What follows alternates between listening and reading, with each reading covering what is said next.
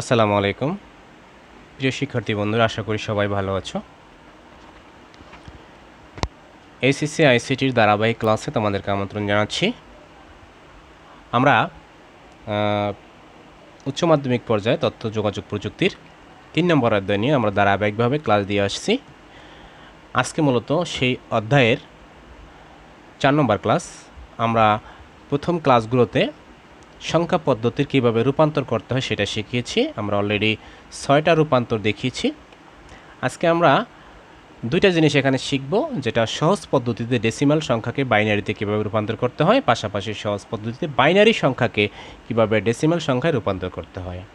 খুব সহজে আমরা দেখিয়ে দিব, যদিও আমরা এর আগে সাধারণ যে নিয়ম সেই নিয়ম অনুযায়ী তোমাদের সামনে তুলে ধরেছি। আমরা আজকে শিখব সহজ পদ্ধতিতে ডেসিমালকে বা ডেসিমাল সংখ্যাকে কীভাবে বাইনারিতে রূপান্তর করতে হয়। আমরা একটা সংখ্যা লিখি, সাপোজ লিখলাম 45 10। দেখো এখানে এটার বেজ হচ্ছে 10, অর্থাৎ এটা হচ্ছে ডেসিমাল সংখ্যা। এই ডেসিমালকে আমরা বাইনারিতে রূপান্তর করব। আমাদের যে নিয়ম ভাগ করে করে করে করে সেই নিয়মটা না করে দেখে আমরা সহজে কীভাবে আমরা মুখোমুখি করা শেখার চেষ্টা করি।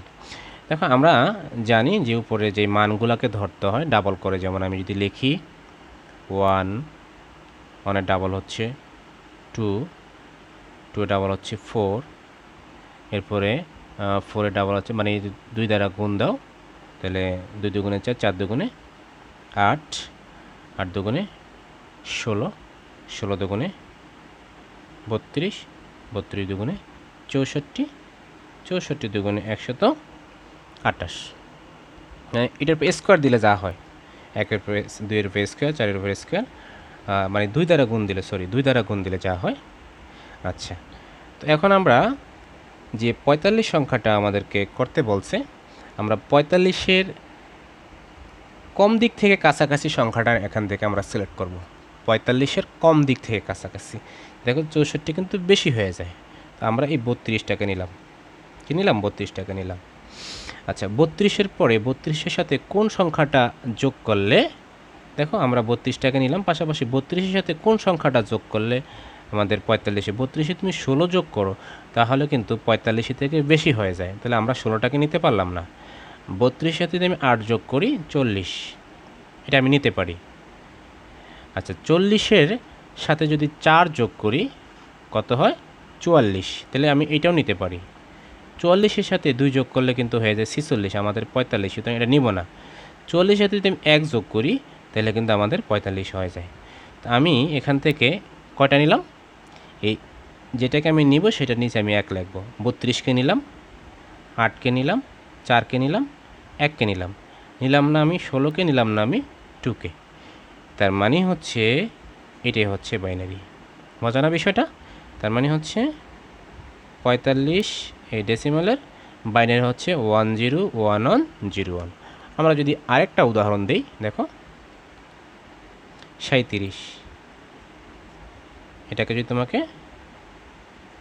বাইনারি করতে বলে, ঠিক একইভাবে আমরা যদি লিখি, দেখো 1, 2, 4, 8, 16, 32, 64 আমরা আর না লিখলাম।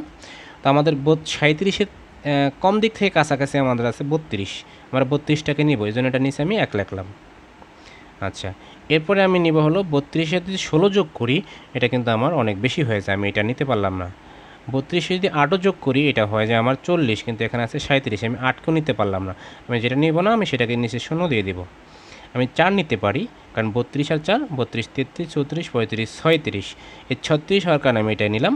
36-এর সাথে 2 যোগ করলে কিন্তু বেশি হয়ে যায়, আমি এটা নিতে পারলাম না। 36-এর সাথে 1 যোগ করলে 37 হয়ে যায়। দেখো এটা হচ্ছে আমার কি? এটা হচ্ছে আমার বাইনারি, অর্থাৎ 37 ডেসিমালের বাইনারি হচ্ছে 100101। আশা করি বিষয়টা বুঝতে পেরেছি। আমরা যদি সংক্ষেপে আরও কিছু সংখ্যা বসাই, যেমন 7-এর বাইনারি কত হবে? দেখো তুমি এখানে এই সংখ্যাগুলোর সাথে 7 বসাও। আমরা প্রথমে 4 নিব। কত নিব? 4।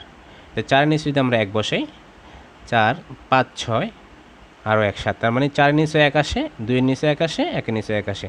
তার মানে এটার হচ্ছে তোমার 1 1 1। কীভাবে আমি আবারও বলি, যেমন এই সংখ্যাটা এখানে 4, 8 নেওয়া যাবে না। 8 নেওয়া যাবে না কেন? 8 হচ্ছে 7-এর থেকে বড়, আমরা জানি 7-এর থেকে ছোট নিতে হবে, তাহলে আমরা 4 নিলাম। তো 4-এর নিচে 1 আসবে, 4-এর নিচে একটা 1 থাকবে, হ্যাঁ। এরপর হচ্ছে 4 আর 2 6, এটার নিচে একটা 1 থাকবে, 1-এর নিচে 1 থাকবে, 7, 4 5 6 7, তার মানে 1 1 1 1 1 1। আচ্ছা, এরপরে যদি আমরা 9কে যদি আমরা বাইনারি করতে বলি, দেখো তাহলে আমরা 8 নিলাম, 8-এর নিচে কত আসবে? 1 আসবে। আচ্ছা, 8 আর 4 কত? 12, সুতরাং 4 আমরা নিতে পারবো না, এটা হবে 0। আচ্ছা, 8 আর 2 10, এটা বেশি হয়ে যায়, এটাও 0 হবে। 8 আর এই 1 9, তার মানে 1 0 0 1, এটা হচ্ছে 9-এর বাইনারি। আমরা যদি আরেকটা দেখি, 11-এর বাইনারি কী হতে পারে? দেখো, 11 যদি বাইনারি, তাহলে 11 মানে আমরা এটা নিব, 8 নিব, তার মানে 8-এর নিচে আমরা একটা 1 লিখলাম। আচ্ছা, এখন 8 আর 4 কিন্তু 12, আমাদের হতে হবে 11, আমরা 4 নিতে পারলাম না, এই জন্য আমরা এখানে একটা 0 বসাইলাম। আমরা 8 আর 2, এটা 2 নিতে পারলাম, 8 আর 2 10, এটার নিচে 1 হবে, আর এই 1, এটার নিচে 1 1 হবে, তাহলে 1 0 1 1। তো এই ছিল আমাদের সহজ পদ্ধতিতে আমরা এইভাবে ঘর না করে, বা এগুলো তোমরা মনে মনে ধরে নিবা, কিন্তু এগুলো আমি দেখিয়ে দিলাম, মনে মনে ধরে নিলে তোমরা দেখবা করতে করতে তোমাদের প্র্যাকটিস হয়ে যাবে এবং তোমরা বুঝতে পারবা। তো এইভাবে সহজ পদ্ধতিতে আমরা ডেসিমাল থেকে আমরা বাইনারি আমরা করতে পারবো। আচ্ছা, এরপরে আমরা দেখব সহজ পদ্ধতিতে কিভাবে বাইনারি থেকে ডেসিমাল করব।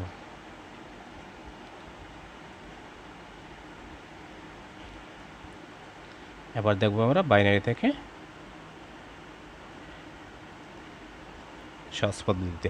তো প্রিয় শিক্ষার্থীরা, সাপোজ আমরা একটা সংখ্যা লিখলাম বাইনারি 1 0 1 1 1 0 1, এটা হচ্ছে আমাদের একটা বাইনারি সংখ্যা।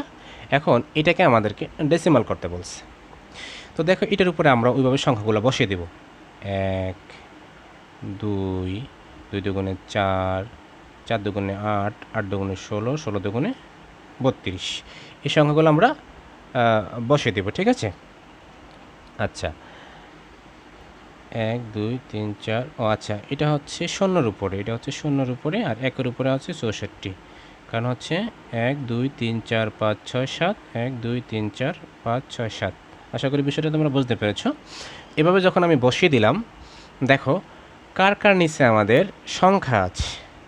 দেখো, 1-এর নিচে সংখ্যা আছে, 2-এর নিচে কিন্তু আমাদের সংখ্যা নেই, 4-এর নিচে কিন্তু এই 1 আছে, মানে 1 আছে কার কার নিচে আমরা শুধু সেটা দেখব।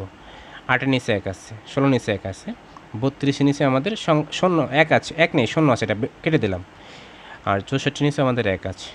তার মানে এবার তুমি এই সংখ্যাগুলোকে যোগ করে দাও, কত আসে দেখো। 64 যোগ 16 যোগ 8 যোগ 4 যোগ 1, সরি আমি তো এটা উঠাতে ভুলে গেছি, 64 যোগ 16 যোগ 8 যোগ 4 যোগ 1, এ ছিল 93। তার মানে হচ্ছে এটা যে ডেসিমাল বাইনারি, এটার ডেসিমাল হচ্ছে 93। আশা করি তোমরা বিষয়টা বুঝতে পেরেছো। এটা হচ্ছে বাইনারি, এটা হচ্ছে ডেসিমাল। আচ্ছা, আমরা যদি আরেকটা সংখ্যা আমরা লিখি, সাপোজ আরেকটা উদাহরণ দিই, 1 1 0 1 1 1 0 1। আচ্ছা, যেহেতু এটা হচ্ছে আমাদের কি বাইনারি, আমরা এখানে সংখ্যাগুলো বসে দিই। 1 2 2 দুগুণে 4, 4 দুগুণে 8, 16 32 64 128। আচ্ছা, তো এখানে দেখো 1-এর নিচে মানে সংখ্যা 1 আছে, 2-এর নিচে 0, মানে এটা বাদ যাবে, এটা ঠিক থাকবে, এটাও ঠিক থাকবে, 16 ঠিক থাকবে, 32 কাটা যাবে, কারণ 32 নিচে 0 আছে, এই 64 নিচে 1 আছে, এটাও থাকবে, 128 নিচে 1 আছে, এটাও থাকবে। তো এবার আমরা এগুলো যোগ করি, 128 যোগ 64 যোগ 16 যোগ 8 যোগ 4 যোগ 1, 221।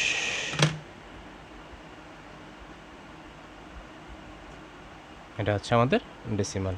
তো তো প্রিয় শিক্ষার্থীরা, আশা করি বিষয়টা তোমরা বুঝতে পেরেছো। আমরা যদি সংক্ষেপে আরও কয়েকটা সংখ্যা লিখি, যেমন আমি যদি লিখি 1 1 0 1, এটা কি হবে? দেখো, আমরা এটার উপরে যদি সংখ্যাগুলো মনে মনে বসিয়ে দিই, এটা হচ্ছে মূলত আমাদের কত?